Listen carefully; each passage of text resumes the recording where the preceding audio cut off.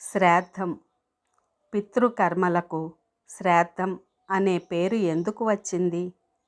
పూజ్య గురువులు శ్రీ సామవేదం షణ్ముఖ శర్మ గారు తెలిపిన ఋషిపీఠం ప్రచురణ సమాధానం సంచిక నుండి సేకరించబడింది.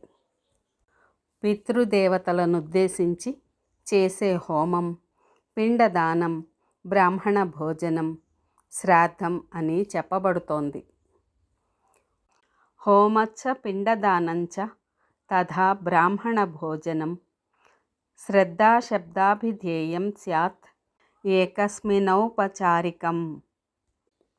శ్రద్ధ అనగా ఆస్తికత్వం, భౌతిక విషయాలకు ప్రత్యక్ష ప్రమాణం, దివ్య విషయాలకు శాస్త్ర ప్రమాణం.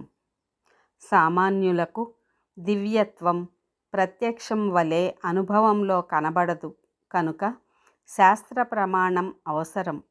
అంటే శాస్త్రాన్ని విశ్వసించడం. దాని పేరు శ్రద్ధ. అటువంటి శ్రద్ధతో చేసే పని శ్రాద్ధం. శాస్త్ర విశ్వాసంతో చేసే యజ్ఞయాగాదులకు కూడా శ్రద్ధ ప్రధానం. కానీ ఆప్తికాది పితృకర్మలు తప్పనిసరిగా చేయవలసినదే, లేకుంటే దుష్ఫలితాలు ఉంటాయి. కనుక ఈ కర్మలకు శ్రాద్ధకర్మ అని ప్రత్యేకించి వ్యవహరిస్తారు.